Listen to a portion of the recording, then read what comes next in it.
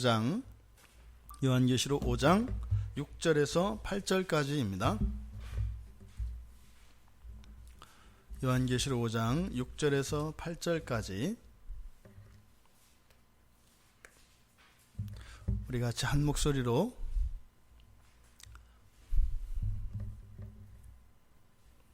같이 읽겠습니다. 내가 또 보니 보좌와 네 생물과 장로들 사이에 한 어린 양이 서 있는데 일찍이 죽임을 당한 것 같더라. 그에게 7뿔과 7눈이 있으니 이 눈들은 온 땅에 보내심을 받은 하나님의 7영이더라.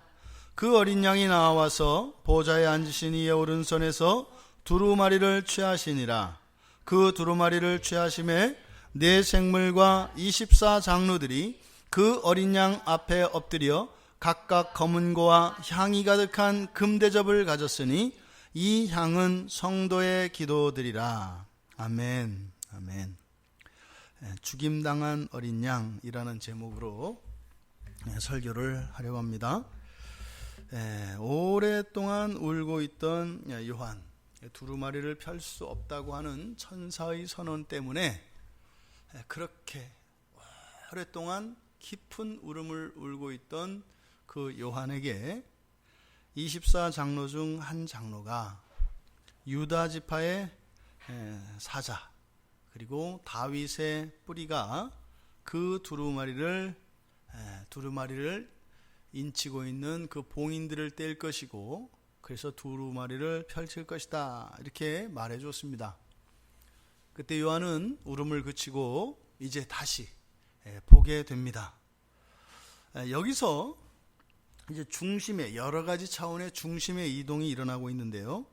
바로 이 5절까지 6절 이전까지 요한이 활짝 열린, 일시적으로 열렸다가 닫히게 될 하늘이 아니라 이제는 다시는 닫히지 않을 영원히 열린 그 하늘을 들여다 보았을 때 요한이 바라보았던 하늘의 중심은 보좌였습니다. 그런데 이제 이 6절에서부터 이 중심이 보좌에서 어린 양으로 이동됩니다. 그래서 하늘나라의 그 영광의 중심이 보좌였는데 그 보좌에서 이제는 어린 양으로 이동이 되고, 또 시간의 이동이 일어납니다. 세례 요한 당시 이 사도 요한을 기준으로 했을 때 사도 요한이 반모섬에서 지금 있는 그 시점이 현재의 시점입니다. 근데 그때 성령의 감동이 되어서 이제는 종말에 일어날 일들을 사도 요한이 보게 됩니다. 그러니까 시점이 어떻게 돼요? 반모섬의 현재에서 미래에 일어날 미래의 시점으로 이렇게 이제 옮겨간 겁니다. 열린 하늘을 본 것이. 그런데 이제 거기에서 지금 어린 양, 곧 예수 그리스도를 비유적으로 나타낸 것인데 그 어린 양으로 나타나는 예수 그리스도를 보게 됩니다. 그렇게 하면서 그 미래의 시점으로 갔다가 다시 지상에 있는, 즉 사도 요한이 지금 머물고 있는 현재의 시점으로 다시 돌아오게 됩니다. 그래서 어떻게 해요? 예수 그리스도께서 이 땅에서 사시며 이루셨던 그 구원의 일들, 그것들을 다시 회상하는, 그 사건들을 다시 돌아보는 과거로 가게 됩니다. 그러니까 현재에서 미래로 갔다가 미래에서 현재를 지나 과거로 이런 시간 이동이 일어난다. 그리고 또 하나는 성부와 성자는 예수님이 성자로 이 땅에 계시는 동안 성자 하나님은 이 땅에 계시고 성부 하나님은 하늘에 계십니다. 그래서 하늘을 가르고 이 땅에 오셨을 때 영원에서는 성부, 성자, 성령이 한 분이십니다. 완전히 연합되어 있습니다. 그런데 역사 속으로 성자 하나님께서 사람의 몸을 가지고 들어오시는 순간 성자 하나님과 성부 하나님 사이에는 분리가 일어나게 됩니다. 물론 이 분리는 완전한 분리가 아닙니다. 왜냐하면 성령을 통하여 또 연합 안에 있기 때문에. 하지만 완전히 한 분이셨던 삼위 하나님이 역사 속에서는 분리되어집니다. 그런데 지금 다시 여기서는 어떻게 해요? 천상에서 하나로 연합되어지는, 이렇게 그래서 성부와 성자의 분리와 연합이라고 하는 이런 이동이 또 생기게 됩니다. 지금 요한은 지금 이 자리에서 그러니까 미래의 일을 보고 있는데 미래의 일을 보는 그 시점에서 지금 현재 지금 이 땅에 육신이 거하고 있는 그 반모섬의 현재 그 이전에 있었던 과거의 일들까지 지금 하늘에서 보고 있습니다. 그러니까 마치 이건 뭐예요? 요한이 마치 미래에서 과거 그러니까 그 종말에 이루어질 그 일들의 그 시점에서 요한이 예수님 제자 되기 이전부터 그래서 예수님의 제자가 되어지고 예수님과 함께 3년 동안 공생애를 보내고 그리고 예수님이 십자가에서 죽으시고 부활하셨던 그리고 승천하셔서 지금 하늘 보좌 우편에 계신 이 모든 것들을 마치 그 끝에서 뒤를 돌아다보고 있는 그러한 것처럼 지금 묘사하고 있다 이 말입니다. 여러분들에게는 이게 무슨 의미인가? 여러분들에게는 지금 하나님께서는 이 사도 요한을 통해서 보여주시는 이것이 이 자리에 계신 여러분들에게 동일하게 보여지기를 원하는 겁니다. 만약에 여러분들이 지금 우리 중고생들이 막 시험 기간인데 내일 보게 될 그러니까 월요일 날 보게 될 과목의 답지를 내가 가지고 있어요. 그럼 어떻게 하시겠어요, 여러분들이? 그 답을 외우지 않겠어요? 그 답을? 그 답지를 들고 이게 왜 나한테 주어졌을까? 이런 고민을 할까요? 이게 진짜 답일까? 이런 고민을 할까요? 그러니까 만약에 그렇게 고민하는 사람이라면은 왜 고민하겠어요? 이 답지가 진짜 답인지 아닌지 모르는 사람만 그러겠죠. 그러니까 이것이 진짜 답지다라고 하는 것을 확신하는 사람은 어떻게 돼요? 외우게 되어 있습니다. 답을 외워서 그대로 쓰게 되어 있어요.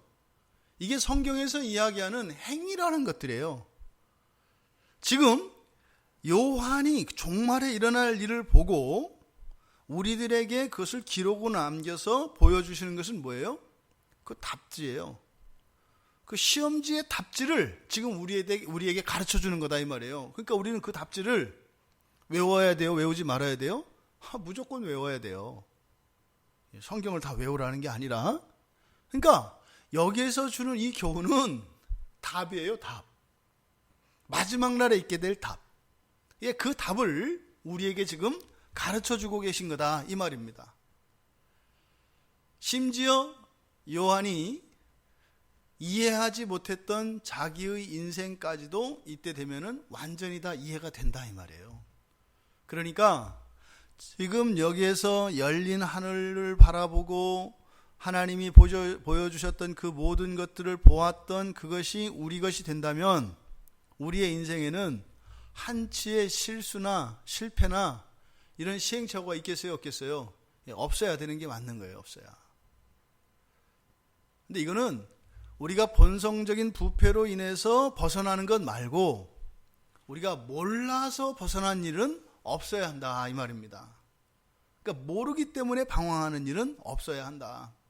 그것이 지금 요한이 지금 미래에서 과거를 바라보고 있는 것 같은 이런 시점, 이런 시간의 이동이 우리에게 주는 교훈이다 이 말입니다. 자, 여기에 보니까 어린 양이 나옵니다. 어린 양. 근데 맨 먼저 나오는 것이 이제 내가 또 보니 이제 눈물을 닦고 나니까 볼 수가 있는 거예요. 눈물의 앞에 가려서 아무것도 볼 수가 없었던 요한, 그 절망에 사로잡혔던 요한이 이제는 천사의 음성을 듣고 마음이 진정이 되어 눈물을 그치고 눈물을 닦고 이게 보니까 이제 보여요. 그런데 보였던 게 무엇입니까? 어린 양입니다. 한 어린 양이 있습니다. 그런데 지금 이 어린 양을 소개하고 있는데 맨 처음 소개하고 있는 것이 어린 양이 위치하고 있는 그 위치에 대해서 지금 설명하고 있습니다. 여기 보니까 보좌와 네 생물과 장로들 사이에 한 어린 양이 서 있었다. 이렇게 되어 있지 않습니까?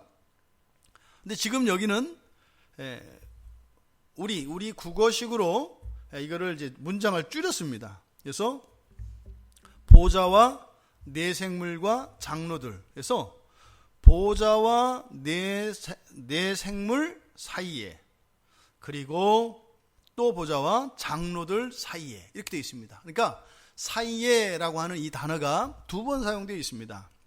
지금 예수 그리스도, 지금 비유적으로 어린 양으로 나타내는 예수님을 설명을 하고 있는데, 맨 먼저 소개하는 게 뭐다? 예수님의 위치에 대해서 설명을 한다. 예수님이 서 있는 자리에 대해서 설명을 한다. 근데 예수님의 자리를 설명하는 단어가 무엇이에요? 사이에라고 하는 뜻입니다. 사이에라고 번역되어진 이 단어는 중간이라는 뜻이에요. 중간. 무엇과 무엇이 중앙에, 중심에. 그러니까 뭐예요?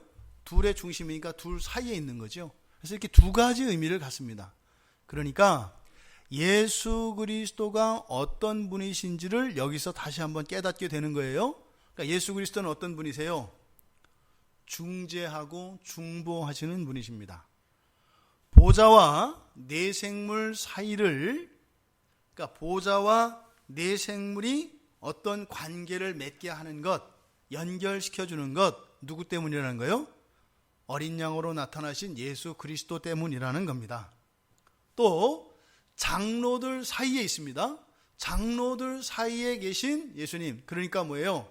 이 24장로는 구약과 신약, 구약의 12지파, 신약의 12제자로 상징되어지는 모든 그리스도인이라고 말씀을 드렸어요. 그러니까 구약과 신약에 있는 모든 성도들의 중심, 그리고 성도와 성도들 사이에 계신 분이 누구시다? 예수 그리스도시다. 여러분과 저 사이에 누가 계세요? 예수 그리스도가 계시다 말이에요. 여러분과 여러분 사이에 누가 계세요? 예수 그리스도가 계세요. 여러분 가족 가운데, 여러분 가족 사이에 누가 계세요? 예수 그리스도가 계세요. 여러분과 여러분의 인생 사이에 누가 계세요? 예수 그리스도가 계세요. 지금 물리적으로는 지금 이 공간 안에 무엇이 있어요? 우리들 서로 사이에 공기와 빛이 있죠. 바로 이 공기와 빛과 같은 것, 이것이 예수 그리스도의 중보자 되심입니다. 만약에 우리가 빛과 공기를 완전히 차단된, 그 뭐예요? 진공포장하는 것처럼 우리들 한 사람 한 사람을 진공포장하는 것, 이게 뭐예요? 예수 그리스도와 상관없는 겁니다. 살 수 있어요? 없어요? 없어요. 중보자 되심이라는 게 단지 중간에 서비스맨, 뭐 이렇게 택배 기사, 이런 게 아니에요. 여기서 빛과 공기를 제거해버리면 우리는 완전히 진공 포장되어지는 것과 같이 돼요. 이게 중보자입니다. 그러니까 이 어린 양을 소개하는데 모든 관계와 모든 존재와 모든 사명의 중심에 예수 그리스도가 계시고, 또한 그것이 그것 되게 하는 중보자가 어린 양 예수 그리스도이시다라고 하는 것을 맨 먼저 소개합니다. 이건 뭐겠어요? 요한이 어렴풋하게 알았던, 사도로서 살면서 사도로서 그 제자들이 하였던 모든 시행착오들, 뭐예요? 예수님과 상관없이 자신들이 뭘 할 수 있다라고 생각하였던, 또 예수님과 상관없는 무엇이 있다라고 생각하였던 이 모든 것들이 헛된 것이고 잘못되었던 것임을 깨닫는 순간입니다. 모든 게 예수 그리스도 안에 있구나. 여기서 표현은 사이에라고 했지만, 그러니까 실제적으로는 어떻게 되는 거예요? 모든 것이 예수 그리스도 안에 있는 거죠. 모든 것 사이에 있다라고 하는 것은 사실은 뭐예요? 모든 것이 그 안에 있는 게 됩니다. 여러분 생각을 해보세요. 연못에 물고기가 살아요. 물고기와 물고기 사이에 뭐가 있어요? 물이 있어요. 물고기와 풀 사이에 뭐가 있어요? 물이 있어요. 그러니까 물은 물고기와 물 사이에 있지요. 그런데 모든 것 사이에 물이 있다라고 하는 것은 사실은 어떤 의미예요? 모든 것이 물 안에 있다는 의미죠. 그러니까 예수 그리스도가 중보자다라고 했을 때 우리가 보통 그 복음 제시할 때 이렇게 끊어진 다리 연결하는 역할을 하잖아요. 예수 그리스도는 까마득한 낭떠러지, 넘어갈 수 없는 그 절벽 사이를 이렇게 십자가 다리를 이어가지고 이렇게 사이를 걸쳐서 있는, 그러니까 그때 나타나는 십자가의 이미지는 어떤 의미예요? 그냥 끊어진 이 자리를 채워주는, 그래서 우리를 건너가게 하는, 그렇죠? 그러니까 유일한 구원의 길로서의 예수 그리스도를 얘기하는 거예요, 그게. 그렇죠? 근데 거기에서는 설명이 안 되는 부분이 어떤 부분이에요? 바로 중보자 되심이 모든 것을 포함하고 있음을 그 그림은 못 나타내요. 이해되시죠? 그러니까 지금 여기서 이야기하는 사이에라고 하는 중보자 되심은 사실은 뭐예요? 만유의 충만 가운데 충만으로 거하시는 예수 그리스도이십니다. 왜 이것을 강조할까? 어린 양으로 소개되고 있기 때문이에요. 어린 양은 보기에 어때요? 가장 만난한 동물입니다. 가장 취약한 동물입니다. 양은요, 발톱도 없습니다. 털도 거칠지 않아요. 뿔도 없습니다. 염소는 뿔이 있어요. 양은 이렇게 공격할 수 있는 뿔이 아닙니다. 날카로운 이빨도 없습니다. 빨리 달릴 수 있는 긴 다리도 없습니다. 그리고 아주 유연성이나 이렇게 잽싸할 수 있는 근육질이 아니라 아주 토실토실 살만 있습니다. 그러니까 굉장히 취약합니다. 더더군다나 멀리에서 다가오는 적을 미리감치라도 좀 알아차릴 수 있도록 시력이라도 좋으면 좋은데 극도의 근시여서 거의 1m 이내만 볼 수 있다고 얘기를 합니다. 그러니까 가장 취약한 동물이 이 양이에요. 그러니까 지금 양으로 예수님이 묘사되기 때문에 이미지가 어떻게 해요? 굉장히 약하고 취약하고 보호받아야 될 대상인 것처럼 보여진다 이 말이에요. 그래서 먼저 이 중보자 되심의 의미가 무엇이에요?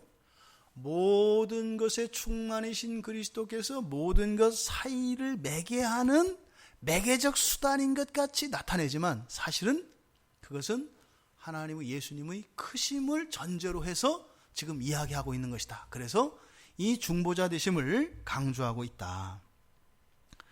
지금 여기에 보면 이렇게 그 사이에 중보자로 나타나신 한 어린 양이 있습니다.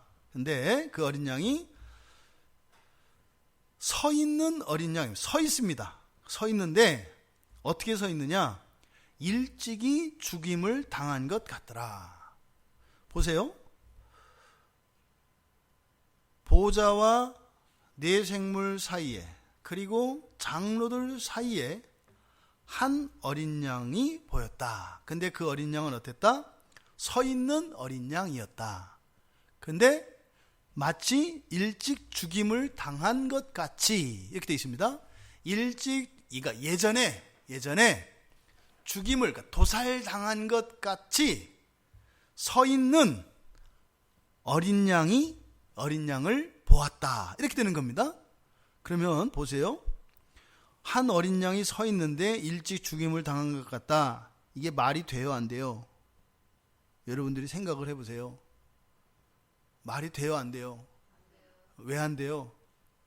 양이 죽임을 당했으면, 도살당했으면 어떻게 돼요? 누워 있어요. 서 있을 수가 없어요. 그러니까 이게 말이 안 되는 거다 이 말이에요. 도살당한 것 같은 어린 양이래요. 그런데 어린 양이 서 있대요. 그럼 굉장히 끔찍한 모습이에요. 도살당한 채로 여러분들이 그 서 있는, 이건 귀신 영화에 나오는 거 아니에요. 예? 이게 창자가 나왔든지 뼈만 이렇게 돌아다니든지 그런 장면을 얘기하는 건 아니잖아요. 그렇죠? 근데 여기에 이렇게 단어의 의미상으로 보아도 이게 좀 문장이 잘 안 되는 건데, 또 여기에 사용된 단어를 조금 더 자세히 들여다보면 아주 어색한 표현입니다. 뒤에 일찍이, 그러니까 먼저 죽임을 당한, 이건 도살당한 이런 뜻이에요. 도살당한. 그래서 치명상을 입은 이런 뜻이에요. 그런데 여기서 서 있다라고 하는 단어, 이때 서 있다라고 하는 것은 여러분 보세요. 서 있다는 게 어떤 의미일까요? 그냥 단지 그 위치의 변화를 나타내요. 앉아있다 그러면 이렇게 밑에 아래쪽에 위치해 있는 거예요. 그죠? 서 있다 그러면 좀 위쪽에 위치해 있는 거죠. 엎드려 있다 그러면 아주 맨 땅바닥으로 위치해 있는 걸 말하죠. 그러니까 이것은 위치를 나타내는 말도 돼요. 서 있다라고 하는 게, 그러니까 앉아있지 않고 서 있다, 누워있지 않고 서 있다는 의미도 돼요. 그런데 서 있으려면 어떻게 될까요? 인간이 다른 동물과의 인간과 다른 동물을 구별짓는 그 기준 중에 하나가 뭐예요? 직립보행이에요. 아무나 서서, 그러니까 동물들이 두 다리로 걸으면 박수 치잖아요. 그러니까 사실 어떻게 돼요, 여러분? 지나가면서 사람들 다 박수 쳐야 될 일인 거예요. 그러니까 온통 박수 칠 일이죠. 그러니까 이렇게 두 다리로 걷는 게, 이렇게 서 있는 게 대단한 거라고요. 서 있는 것도 대단했는데 걸어 다니는 건 어떤 거 굉장한 거 아니에요. 그러니까 가끔은 여러분 다니시다가 지나다니시는 분들을 보고 박수를 치실 수 있는 여러분들 되시기를 바랍니다. 이게 농담 같지만은요, 지금 과학자들이 로봇을 만들면서 지금 연구 과제가 바로 뭐예요? 요거예요. 서 있는 거. 서 있는 거. 서 있는 게요, 가다가 멈춰서 서 있는 것도 있고요. 그렇죠? 앉아서 벌떡 일어나서 서 있는 것도 있고요. 높은 데서 아래로 딱 떨어지면서 서 있는 것도 있고요. 그 체조 선수들 가장 중요한 게 착지 아니에요. 공중제비를 탁 놓고 섰을 때 두 발이 땅에 딱 닿아서 발을 안 뒤져야 이게 점수가 해서 9.9 이렇게 나온단 말이에요. 서는 게 그렇게 중요해요. 그러니까 여기서 지금 서 있다라고 하는 그 말이 가지고 있는 이 함축된 의미가 굉장히 많습니다.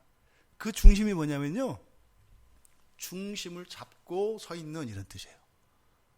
견고가 기초하여서 흔들림이 없는, 요동하지 않는 그런 상태, 이것을 지금 여기서 서 있다라고 하는 단어가 나타내는 겁니다. 그리고요, 앞으로도 흔들릴 리가 없어요. 바위와 같이 견고하게 서 있어서 흔들리지 않아요. 그럼 지금 뒤에서 도살당한 것과 이렇게 견고하게 중심 잡히고 당당하게 서 있는 이것, 전혀 어울리지 않는 단어라고요. 정반대라고요. 정반대. 그러니까 지금 여기서 일찍이 죽임당한 것 같이 서 있는, 이렇게 되어 있거든요. 일찍이 죽임을 당한 것 같이 서 있는. 그러니까 죽임을 당했다고 하는 것 자체가 서 있는 것과도 말이 안 되고, 이렇게 죽임을 당한, 도살당하는 것과 당당하게 서 있는 것도 또 말이 안 된다, 이 말입니다. 그러니까 굉장히 이게 모순적인 단어의 조합으로 이루어진 그런 구문이에요. 그러니까 지금 이 모습은 마치 그러니까 이런 거죠. 여러분 보세요. 전쟁이 났어요. 전쟁이. 원수들이 막 그 적군들이 쳐들어와서 전쟁이 난 거예요. 그럼 전쟁을 나면 어떻게 돼요? 싸우잖아요. 근데 이 대장이 나와가지고 적진을 가서 적 장수를 다 없애버리고 그 졸개들도 다 쓸어버린 거예요. 근데 그 너무 심한 영화나 주인공이 하나도 안 다치지, 원래 주인공들은 어떻게 되는 거예요? 갇히는 거죠. 활이 나와가지고 막 이 허벅지를 확 박혀서 짤뚝거리면서도 막 칼 싸우는데 두 다리 갖고 날아다니는 사람 다 이기는 거 아니에요. 그러다 또 갑자기 화살이 나오면서 여기를 탁 지나가서 여기도 상처가 나는 거 아니에요. 그러다 창으로 푹 찔러서 어깨도 찔리는 거 아니에요. 또 왼손으로 들어가지고 그래서 다 쓸어버렸어요. 이겼단 말이에요. 전쟁을 마치고 이 사람이 어떻게 해요? 승전부를 올리면서 성으로 입성합니다. 근데 그는 어떻게 해요? 지금 온몸이 상처 투성이죠. 그 몸에 난 상처, 이렇게 다리에 박힌 화살, 그리고 얼굴, 어깨에 난 이런 칼자국과 화살자국, 이런 것이 그 이기고 돌아오는 그 장수를 초라하게 보일까요? 아니면 더 당당하게 보일까요? 오히려 더 당당하게 보입니다. 그러니까 정반대의 이미지를 통해서 오히려 예수 그리스도가 더욱 견고해지는 것 같은 이미지를 여기서 요한은 그려내려고 하는 거예요. 왜 그럴까요? 예수님의 지상에서의 생애가 그러셨어요. 예수님의 지상에서의 생애는요, 이기셨어요. 아까 얘기했던 것처럼 막 칼 맞고 활 맞고 이렇게 했는데 죽을 것 같았는데 어떻게 해요? 귀신들 쫓아내고요, 병자들 다 고쳐주시고요, 심령이 상한 자들의 마음을 위로해 주셔서 그들의 마음이 소망으로 다시 쿵쾅쿵쾅 뛰면서 이 세상을 힘있게 다시 재기할 수 있도록 용기를 주셨고요. 그런데 정작 자신은 어떻게 하셨어요? 다리에, 어깨에, 칼에, 온몸에 칼 맞고, 심지어는 따귀까지 맞고 침까지 뱉음을 당하고 모욕을 당하고 조롱을 당하고 십자가에 못 박혀 죽으셨어요. 그러니까 이 세상에서 기억되어지는 많은 사람들에게 예수 그리스도는 어떤 분이었어요? 아까운 사람, 실패한 사람이에요. 자기에게 있었던 그 능력을 잘 사용했더라면 왕이 되고도 남을 수 있었던 사람이었는데 약간 지략이 모자라서 음모에 빠져서 제자에게 배신당해서 그렇게 성공을 눈앞에 두고도 거머쥐지 못하고 실패했던 사람으로 기억되고 있습니다. 그게 뭐예요? 죽임당한 것 같은 어린 양의 이미지다 이 말이에요. 그런데 거기에 서 계신 예수 그리스도를 보니까 어때요? 오히려 이 생애 동안 지상에서의 그리스도의 그 공생애 3년의 공생애 동안 겪으셨던 사람들이 보기에는 쫓겨가는 것 같고 패배하는 것 같고 진 것 같았던 당한 것 같았던 그 모든 것들이 오히려 그날에 보니까 어떻더라? 오히려 예수 그리스도를 더 강하게 영광스럽게 하더라. 이것을 지금 요한이 여기서 얘기를 하는 겁니다. 자, 그 다음에 이제 예수님에 대해서 수식하고 있는 것은 7 뿔과 7 눈을 가지고 있는 분이십니다. 그러니까 그 어린 양에게 7 뿔과 7 눈이 있으니 이 눈들은 온 땅에 보내심을 받은 7의 하나님의 7 영이더라. 지금 여기서 7 영과 7 눈, 이것이 사실은 지금 우리 성경에서는 이렇게 되어 있죠. 그에게 7 뿔과 7 눈이 있으니 이 눈들은 할 때 이 눈들은 요거 있지 않습니까? 이 눈들은으로 번역되어진 이것이 그 앞에 있는 7 눈만을 의미하는지 아니면 전체를 보아서 7 뿔과 7 눈을 의미하는지 그래서 정확하게 얘기할 수는 없습니다. 왜냐하면 이게 관계대명사거든요. 그래서 관계대명사가 7 뿔과 7 눈 전체를 의미할 수도 있고요. 또 바로 앞에 있는 7 눈만을 의미할 수도 있습니다. 근데 어쨌든 7 눈이 되었던 7 뿔과 7 눈이 되었던 앞에 있는 것은 어쨌든 하나님의 7 영이었다. 이렇게 지금 이야기를 하고 있는데 어떻게 하든지 간에 여기에서 이 문장을 통해서 표현하려고 하는 요한의 의도가 무엇일까? 그것을 우리가 알아내기만 하면 됩니다. 지금 여기서 7 뿔로 이야기되어진 것, 이것은 무엇인가? 뿔은 뭐라 그랬어요? 권세를 나타낸다 그랬어요. 그렇죠? 뿔이라고 하는 것은 권세를 나타낸다. 그리고 7이라고 하는 숫자는 어떤 의미다? 완전수를 의미한다. 완전수. 그럼 성경에서 7 뿔, 이 7 뿔과 보통 우리가 그 뿔을 히브리 문학 안에서 이렇게 권세로 나타내고 그 권능으로 우리가 이해를 합니다만 성경 안에서 이 7 뿔이 사용된 용례가 뭘까? 그걸 찾아봤습니다. 그게 사용되어진 데가 딱 한 군데가 있어요. 여호수아 6장입니다.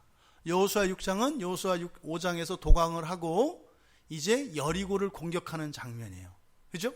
그러면 여호수아 6장에 7 뿔이 나오는데 무엇인지 한번 여러분들 찾아보세요. 구약성경 여호수아 6장으로 가셔서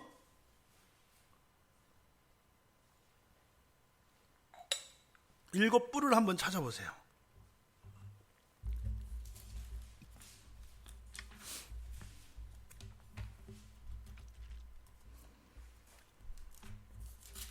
뭐가 나오나요?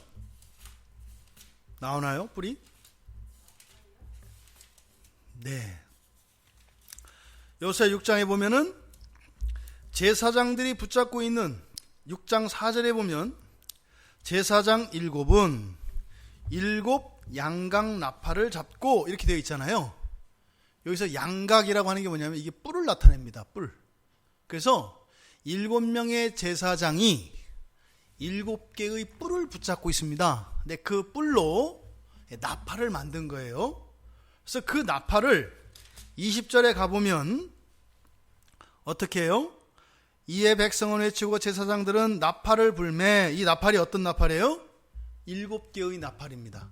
7명의 제사장이 각각 가지고 있는 하나의 뿔나팔들을 7개를 동시에 부는 겁니다. 그래서 여리고성을 돌 때 사람들은 일체 소리를 내지 못하도록 합니다. 일체 소리를 내지 못하도록 합니다. 그리고 나서 마지막 순간에 이 제사장들이 이 뿔나팔을 불면 그때 외치라고 합니다. 그때 백성들이 소리치니까 어떻게 돼요? 성벽이 무너져요. 철옹성이라고 하는 여리고성이 무너진단 말이에요. 이게 정말 그 자리 그 현장에 있었던 사람들은 무시무시한 장면입니다. 제사장들이 7바퀴 6바퀴를 도는 동안은 어떻게 해요? 사위가 조용합니다. 왜요? 정적을 유지하라고 여호수아가 하나님을 대신하여 말을 전하거든요. 아무 소리 내지 않는 겁니다. 그리고 조용히 도는 겁니다. 그리고 7번째 이 양각 나팔을 불 때 백성들이 그 소리를 듣고 와 하고 소리쳐요. 저는 그 장면을 그렇게 생각을 해요. 성령의 역사가 일어나는 겁니다. 그러니까 백성들의 눈에 보여요. 뭐가요? 성령의 역사가 보이는 겁니다. 여러분들 싸울 때 양 진영이 이렇게 대치하고 있다가 아주 팽팽한 긴장인데 우리 측에서 정말 탱크 하나가 가지고서는요 갑자기 탱크 하나가 돌진하면서 적진을 막 그냥 휘집어 버리면서 딱 할 때 우리는 어떻게 해요? 와 하고 소리 지르지 않겠어요? 7개의 뿔나팔이 불려질 때 성령의 역사가 나타납니다. 동시사건이에요. 그러니까 뿔나팔 소리가 들리고 백성들이 소리칠 때 백성들이 본 것과 성령의 역사와 뿔나팔 소리가 백성들에서 동시 상황이에요. 그러니까 어떻게 해요? 와 하는 겁니다. 마치 골리앗을 다윗이 딱 넘어뜨렸을 때 백성들이 어떻게 해요? 와 했던 것 같이 똑같은 상황입니다. 바로 이 7개의 뿔이 사용되어진 게 여리고성을 무너뜨릴 때입니다. 그런데 이 뿔은요 뿔도 아니고 뭐예요? 뿔로 낸 소리입니다. 뿔로 낸 소리에 여리고성이 무너졌습니다. 그러니까 지금 어린 양에게 있는 이 7뿔, 이 7뿔이라고 하는 것은 바로 뭐를 의미해요? 절대적 권능과 권세를 나타냅니다. 절대적인 권세와 권능. 이것이 예수 그리스도께 어린 양으로 나타나는 예수 그리스도께 있다는 7뿔의 의미입니다. 여러분들이 이거를 실제로 이렇게 양이 한 마리 있는데 거기다가 이렇게 뿔 7개를 박으면 안 돼요. 이건 지금 비유적인 표현이에요. 예수님에 대한. 그래서 이거를 어떻게 막 이렇게 생겼을까 막 해가지고 참 희한하다. 이건 비유예요. 비유.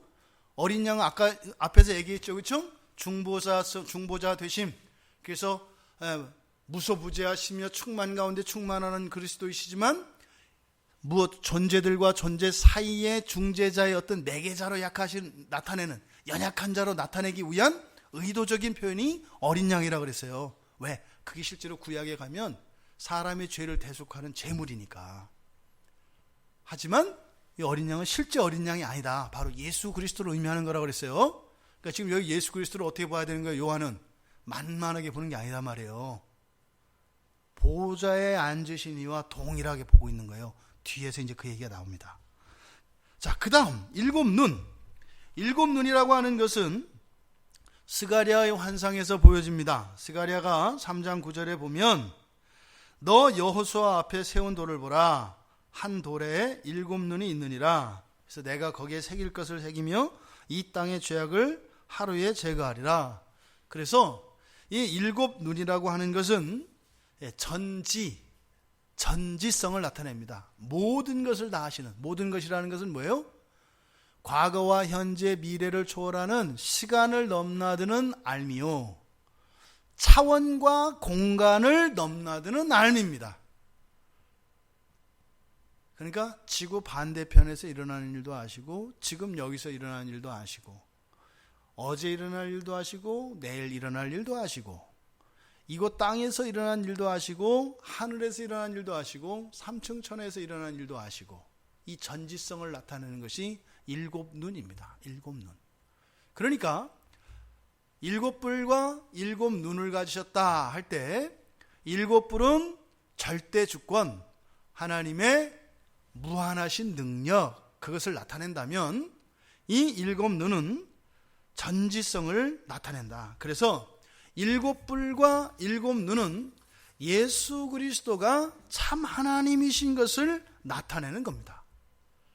어린 양으로 비유적으로 나타나지만 제물이 되어 사람의 죄를 대속하기 위하여 제물로 어린 양으로 이 땅에 오셨지만, 그러니까 지금 요한에게는 지금 앞에 계신 예수 그리스도의 완전하신 그 형상이 이렇게 피 흘리는 어린 양으로 나타내는 게 아니다 이 말이에요. 왜 지금 어린 양이라고 한다? 시점이 과거로 옮겨졌다고 말씀을 드렸잖아요. 그래서 이 시점의 이동이 중요하다 이 말이에요. 지금 요한이 보고 있는 예수님은 어떤 분이에요? 완전한 하나님의 형상을 가지신 영광 가운데 계신 예수 그리스도세요. 그런데 그 예수 그리스도를 지금 양으로 나타내는 것은 바로 과거의 지상생의 지상사역과 이것들을 지금 동시에 나타내고 있는 거다, 이렇게 말씀을 드린 겁니다. 그 어린 양이 7절에서 어떻게 해요? 그 어린 양이 나와서, 그러니까 이때 어린 양이 뭐예요? 뿔이 7개 달린 양 한 마리가 나오는 게 아니에요. 예수님이 나오시는 거예요. 어떻게 나오실 것 같으세요, 여러분? 당당하게 나오시죠. 당당하게 나오시죠. 어떻게? 가슴 벅차게 나오는 거예요. 왜? 뒤에 보면 장로들과 생물들이 어떻게 해요? 꾸럽들이거든요. 하나님의 영광이 너무나 벅차서. 그러니까 여기서는 어린 양이 나아갔다 이렇게 되어 있지만, 여기서 어린 양으로 표현되어지는 것은 예수 그리스도다라는 것을 잊으시면 안 돼요. 어떤 예수 그리스도? 완전한 하나님의 형상을 갖추신 예수 그리스도세요. 요한이 지상에서 보았던 예수님과 달라요. 예수님이 지상에서 보았던 예수 그리스도는 어떤 분이셨어요? 못자국 난 몸을 가지신 예수 그리스도였죠. 도마가 손가락을 찔러 보았던 예수 그리스도였죠. 그래서 제자들이 예수님이 부활하시고 승천을 했는데도 잘 안 믿어져요. 나하고 비슷해서. 심지어는 베드로와 요한과 야고보는 변화산에서 하나님의 형상을 봤어요. 지금 요한이 보고 있는 이 형상을 사실은 변화산상에서 봤어요. 근데 그때도 이 긴가민가 했던 거예요. 이게 너무나 이 세상에서 경험할 수 없는 거기 때문에 내가 꿈꿨나 환상을 보았나 이런 생각이 있었던 거예요. 근데 요한은 지금 두 번째로 보는 거죠. 그러니까 지금 어린 양이 나아가는 그 모습은요, 많이 알려주면 안 돼요. 우리가 심장마비 걸려서. 그러니까 이렇게만, 그래서 사고 나지 않게 어린 양이 나와서 이렇게 한 건데, 사실은요, 요한은 가르쳐 주고 싶었을 거예요. 생생하게 보여주고 싶었을 거예요. 근데요, 다쳐. 알면 다쳐. 기다려야 돼. 그래서 이거를 어린 양이라고 얘기를 하는 거예요. 그래서 요한계시록에서 어린 양 할 때 이것을 어떻게 해요? 시점을 과거로 옮겨서 고난당하신 예수 그리스도, 지상에서 고난당하셨던 예수 그리스도를 생각나게 하는 것이지, 실제 요한의 눈앞에 있는 것은 그 어린 양이 아니다. 완전하신 예수 그리스도, 완전하신 하나님의 형상, 완전한 사람의 형상을 가지신 예수 그리스도를 나타내는 거예요. 그 그리스도가 당당히 나아십니다. 조금도 굽히지 않아요. 조금도 교만하지 않아요. 조금도 비굴하지 않아요. 보좌에 앉으신 그분께 가서 어떻게 해요? 그 두루마리에서 취한다 그래요. 받는 것과 취하는 건 다릅니다. 그렇죠? 받는 것은 보호자에 앉으시니까 이렇게 딱 주면 감사합니다 이렇게 받는 거예요. 그런데 여기서 취한다는 건 뭐예요? 보호자에 앉으신 전능하신 이의 전능한 오른팔 위에 있는 두루마리를 어떻게 해요? 잡는 거예요.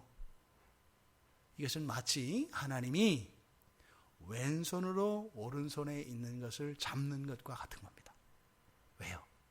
예수 그분은 하나님이시기 때문에요. 그러니까 지금 여기서 어린 양으로 나타나 있고 보좌에 앉아 계신 이로 성부와 성자가 분명히 구별돼서 나타납니다만, 이 두루마리를 취하는 동작은 뭐예요? 한 분이세요. 누가 하나님 손에서 그거를 집어요? 주셔야 받는 거지. 여기서 취한다라고 하는 이 동작은요, 완료형으로 되어 있습니다. 완료형은 됐다는 건 뭐냐면 완성된 걸 말해요. 완성된 것을 말해요.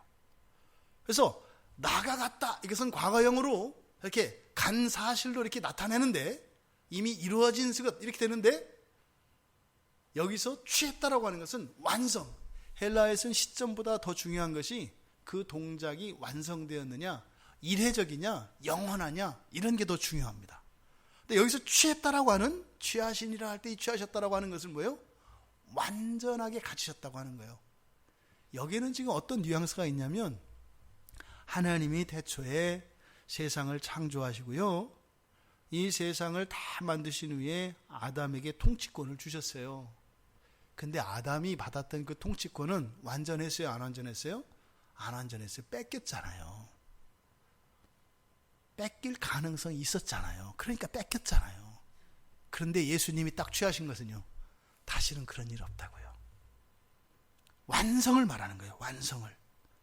그래서 바로 전능한 이와 동일한 권세를 가지신 예수 그리스도, 그러니까 그 보좌에 앉으신 이의 그 전능하신 오른손에서 두루마리를 취하는 이 행동은 바로 창조와 재창조를 완성시키시는 행위입니다. 이것이 지금 두루마리를 취하신다라고 하는 이 장면을 통해서 요한이 보여주는 것이에요. 자, 그랬더니 8절에서요, 예수 그리스도께서 그 두루마리를 취하시니까 어떻게 돼요? 네 생물과 24 장로들이 그 어린 양 앞에 엎드려 각각 검은고와 향이 가득한 금대접을 가졌으니 향은 성도들의 기도드리라. 왜요? 그러니까 예수 그리스도가 보좌 앞으로 나가시고 그를 딱 잡으시는 그 취하시는 그 광경을 보고 이들은 다 어떻게 했다는 거예요? 의자에서 내려와서, 지금 24 장로는 어디 있어요? 보좌에 앉아 있잖아요. 그런데 그리스도께서 가셔서 그것을 취하시니까 어떻게 되는 거예요? 벌떡 자리에 일어나서 다 무릎 꿇더라 이 말이에요. 누구 앞에? 예수 그리스도 앞에. 그리고 네 생물도 엎드려 경배하더라 이 말이에요. 4장 10절에 보시면 24 장로들이 보좌에 앉으신 이 앞에 엎드립니다. 그죠? 그리고 세세토록 살아계신 이에게 경배하고 자기의 관을 보좌 앞에 드렸습니다. 그리고 찬양을 합니다. 그죠? 그러니까 그때는 이 관은 주권이라고 그랬습니다. 주권을 아버지 하나님께 돌려드리는 거죠. 마치 아담에게 주었던 이것을 다시 하나님께 돌려드리는 것 같은 이런 장면이라고 그랬어요. 근데 지금 예수님께서 보좌로 가셔서 그것을 취하셨을 때 지금 네 생물과 24 장로들이 꿇어 엎드리는데 똑같이 경배합니다. 그러니까 뭐예요? 4장 10절에서는 그 보좌에 앉으신 이에게 경배하는 것과 지금 어린 양으로 나타나는 예수 그리스도께 경배하는 행위가 사실 어떻게 해요? 똑같은 행위예요. 그리스도는 성부 하나님과 어떻더라? 그 권능과 영광이 동일하더라. 권능과 영광이 동일하더라. 지금 요한이 뭘 얘기하는 것 같으세요? 예수 그는 참 하나님이셨다.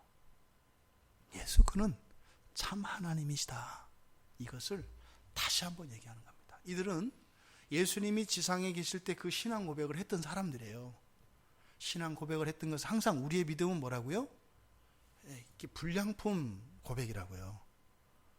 마지막 날에 그리스도의 영광을 보는 순간 그때 우리의 믿음도 완성이 돼요. 그러니까 우리의 0.0001%의 믿음과 99.99999%의 하나님의 믿음이 우리의 믿음의 구성 성분이라고 말씀을 드렸어요. 그 요한이 살아생전에 고백했던 그 신앙의 고백, 그것을 여기서 다시 얘기하는데 농도가 다르죠. 농도가 다르죠. 그는 정말로 하나님이셨어. 옛날에도 정말로 하나님이라고 했어요. 근데 말로는 뭐 더 이상 할 수 없잖아요. 그러니까 똑같이 정말로 하나님이시다. 정말로 하나님이시다 하는데 요한의 심장 박동이 달라요.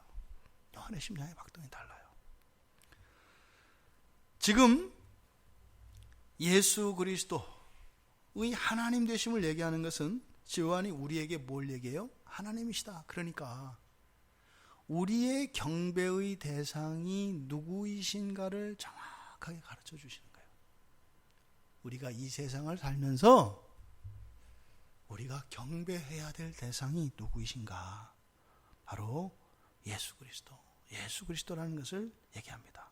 그런데 지금 그리스도께서 그 두루마리를 취하셨잖아요. 그죠? 그러니까 그 두루마리는 뭐예요? 바로 구속에 대한 완성이, 구속에 대한 모든 하나님의 계획이 그 안에 다 들어있는 겁니다. 그러니까 창조와 재창조, 구원에 대한 모든 권세와 주권이 누구께 있다? 예수 그리스도께 있다 이 말이에요. 예수 그리스도께. 그러니까 살아생전에 지상에서 함께 있을 동안에 예수님께서 제자들에게 했던 그 말씀이 바로 뭐예요? 이 두루마리에 있는 말씀들인 거예요. 그 말씀이 이런 거였구나. 이런 거였구나. 그러니까 예수님의 말씀에서는, 이 하나님의 말씀에서는 1.1핵이라도 그것을 덜어내거나 더할 수가 있어요, 없어요? 없는 거예요. 완전한 하나님의 구원의 지식이기 때문에 그렇게 할 수가 없는 겁니다. 그리고 절대 주권자이시며 전지하신 예수 그리스도께서 그 두루마리를 가지셨기 때문에 구원의 일은 한치의 오차도 없이 반드시 성취될 것이라고 하는 확신을 우리에게 줍니다. 자, 그런데 4장 10절에서는 이 장로들이 자기들의 관을 보좌 앞에 드렸습니다. 주권을 드렸습니다. 그런데 지금 여기서는 어떻게 하고 있어요?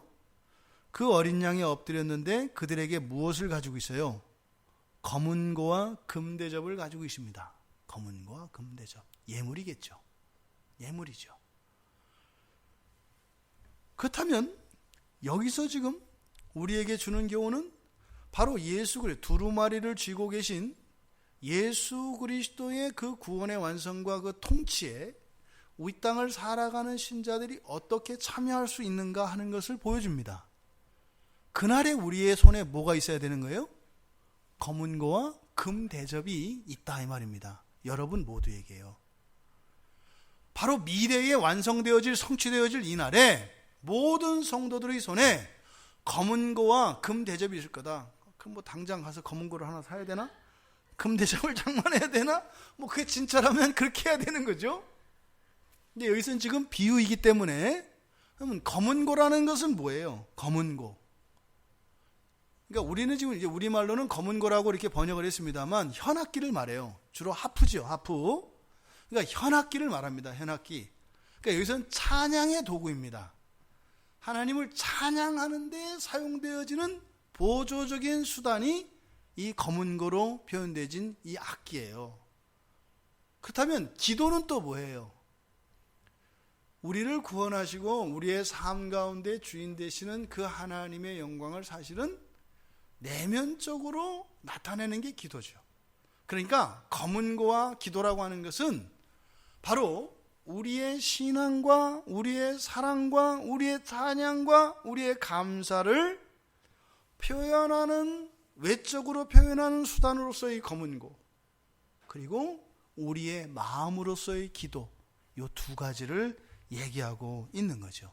그러니까 이 검은고라는 것은 꼭 우리가 이 검은고를 사지 않아도 되는 것은, 우리의 신앙과 하나님에 대한 감사와 이런 사랑과 찬양을 드러내는 것이면 되는 거구나. 그렇죠? 검은고가 아니라 드럼도 괜찮고 피도 되고, 또 심지어는 뭐예요? 그게 아니고 우리들이 가지고 있는 은사를 통해서 드러내는 모든 것을 의미한다 이 말이에요. 그러니까 이것을 달리 말하면 행위라고 얘기할 수 있겠죠. 행위는 행위인데 어떤 행위? 하나님을 향하여 드려진 예수의 이름으로 하나님의 영광을 위하여 한 모든 행위, 이것이 검은고겠죠.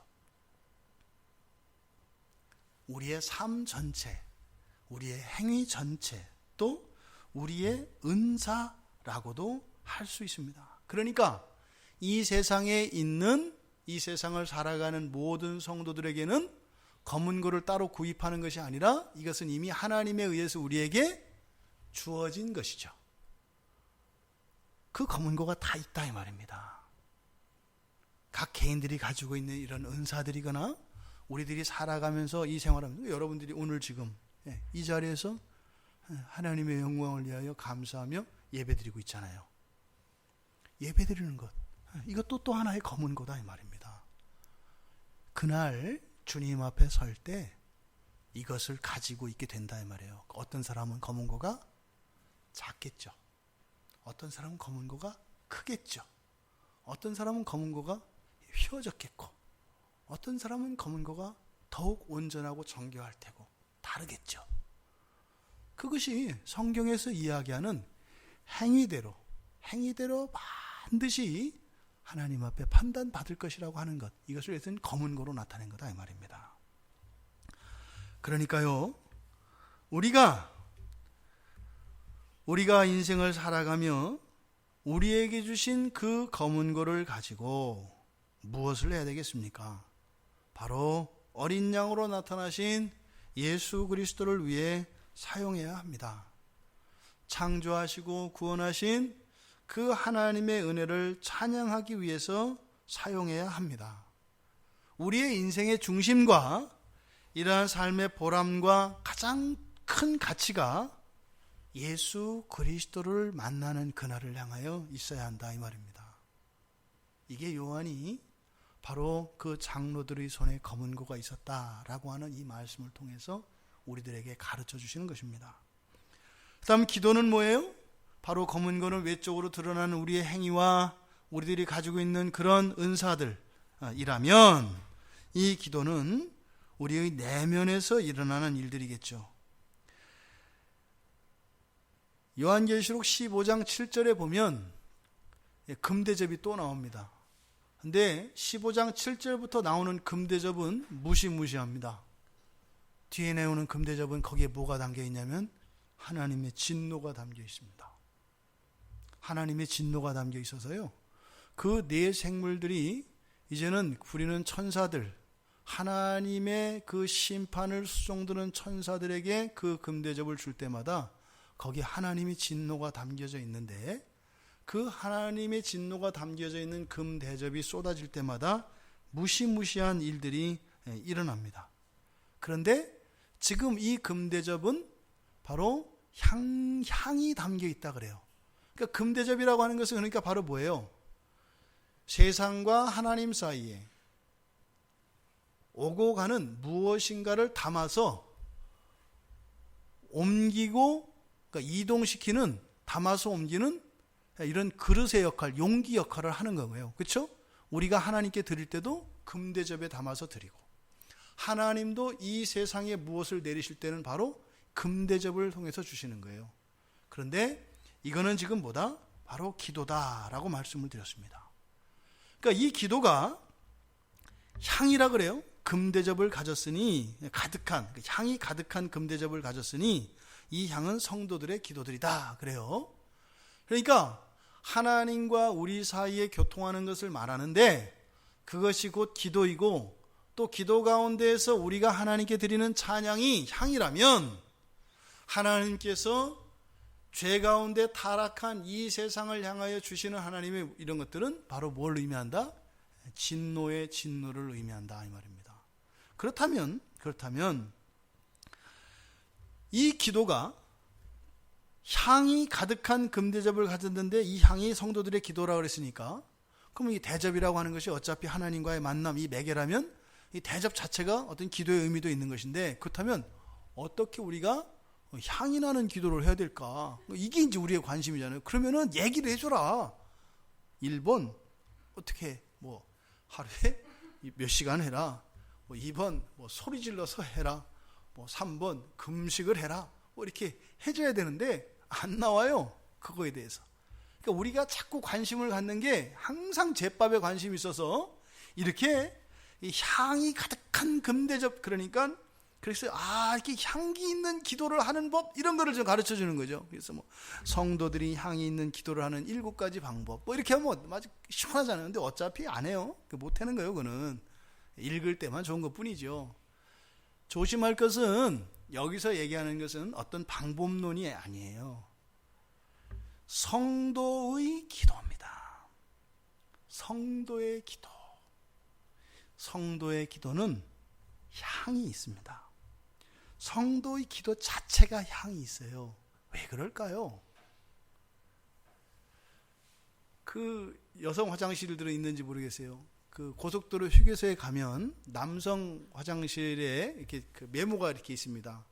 그래서 좋은 사람의 뒷자리는 뭐 향이 남습니다. 뭐 향기롭습니다. 뭐 이렇게 해요.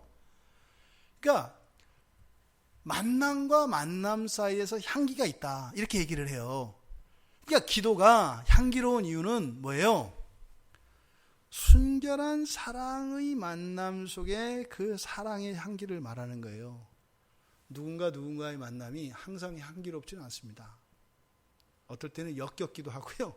어떨 때는 시큼하기도 하고요. 여러 향이 납니다. 그런데 성도와 우리 주님과의 만남에는 무엇이 있어요? 항상 향기로운 장미꽃의 향이 납니다. 그러니까 이 기도라는 것이 그 기도 자체가 향을 내는 거예요. 성도의 기도는. 그러니까 어떻게 기도해야 이것이 뭐 이렇게 향기나는 기도가 될 것이다. 이렇게 생각하지 마시고 믿음으로 나를 구원하신 예수 그리스도를 믿는 그 참된 믿음으로 주님 앞에 나아갈 때 주님과의 그 만남이 이루어지면 거기에서 뭐가 난다? 향기가 난다 이 말입니다. 그 향기가 하나님이 받으시는 거다 이 말이에요. 그러니까 향기나는 기도가 따로 정해져 있는 것이 아니라 어떤 방법이나 형식이 정해진 것이 아니라 그 기도 자체가 향이 되는 것이다. 그런데 주님께 그 향이 드려진다. 그러니까 이 기도는요, 우리가 생각하는 기도는 이 세상을 살아가는 때 우리가 필요한 것들을 채우기 위해서 하잖아요. 그렇죠? 근데 요한은 뭐라고 얘기하는 거예요?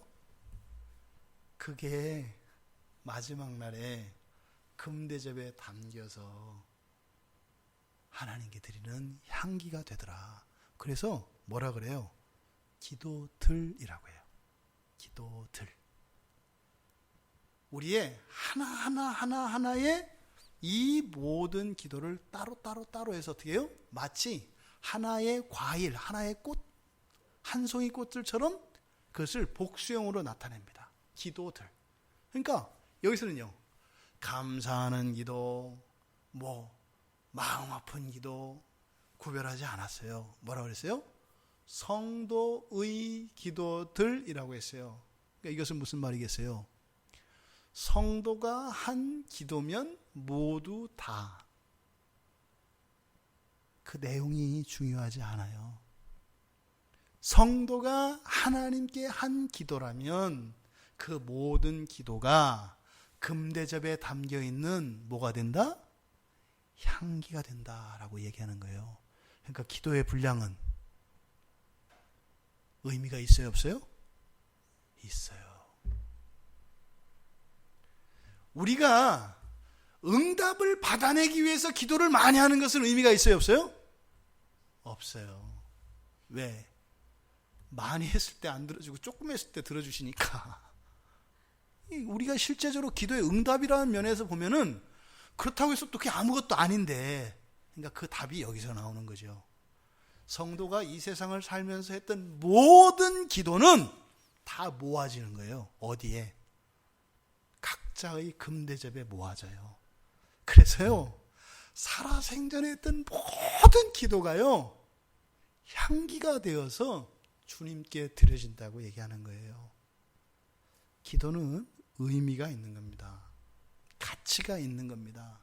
지금 이 문맥에서만 보면 우리가 주님께 드릴 수 있는 것은 검은고와 금대접에 담긴 향기다라고 얘기하는 거예요. 그날 가서 우리가 주님한테 내보일 것은 뭐다?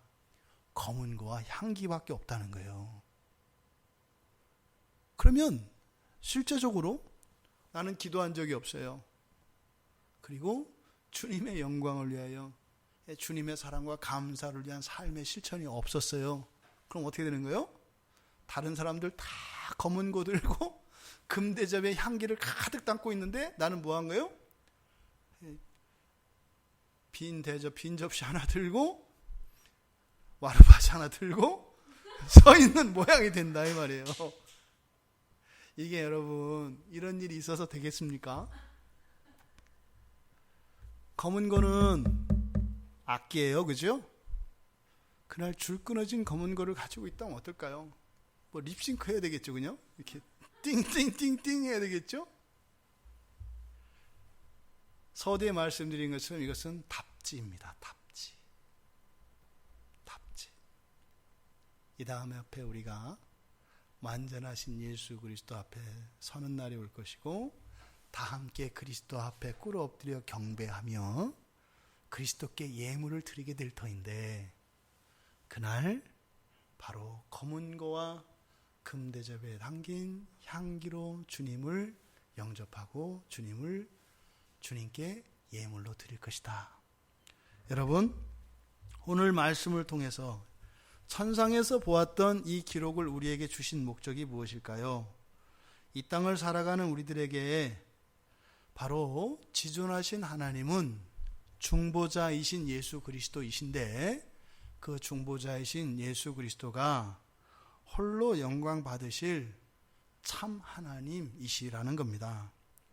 그리고 또한 두 번째로 엎드려 경배하고 찬양하는 것을 통해서 우리들 인생의 목표와 최고의 가치가 바로 예수님을 경배하며 찬양하는 것이라는 사실을 잊지 말라는 겁니다.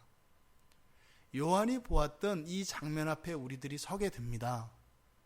요한이 보았던 24 장로가 들고 있던, 각자가 들고 있던 그 검은 거와 그 금대접에 담겨있는 향기를 가지고 서게 되는 날이 반드시 온다는 것입니다.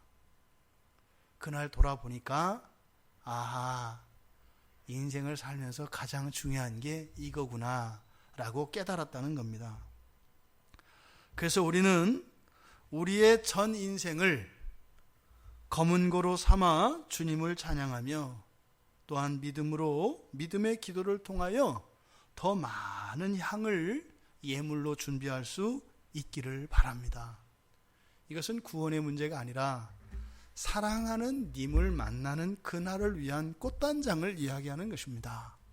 그날 단장할 수 있는 것은 두 가지밖에 없다. 검은 고와 향이 담긴 금대접, 그것으로 주님 만나는 날을 기대하시며 설레임으로 기다리실 수 있는, 그래서 우리가 이 세상을 살아갈 때 결코 이 검은 고와 이 기도의 향을 준비하는 일이 녹록지 않습니다. 그리고 항상 기쁘고 그렇지 않습니다. 거기에는 하나님에 대해서 불평하고 불만하고 짜증내고 성질낼 때도 있고요. 또 감사할 때도 있고요. 하지만 그것 자체가 목적이 아니라는 것. 목적이 어디에 있다? 그 종말에, 그 마지막 날에 예수 그리스도 영광 앞에 무릎 꿇고 드리는 그날에 있다는 것. 그래서 그 모양과 색깔과 내용이 어떠하든지 이렇게 참다운 검은 고로 그리고 향이 담긴 금대접으로 준비되어지는 것이라면 우리가 이 인생을 알차고 참으로 성공적으로 살아가는 것이다 라고 사도 요한이 가르쳐 주신 이 답지가 여러분들의 인생에 의미가 되고 도전이 되기를 바랍니다. 그래서 요한이 어쩌면 자기 자신의 인생에 대해서 가졌을 후회, 그 반성이 우리에게는 있지 않기를 바랍니다. 여러분, 날마다의 삶 속에서 여러분들의 검은 고와 향이 그득한 그 금대접으로 의미를 두고 여러분들의 삶의 기쁨을 삼고 보람으로 삼고 그렇게 살아갈 수 있는 참으로 지혜로운 성도들이 되기를, 복된 성도들이 되기를 주님의 이름으로 축원합니다.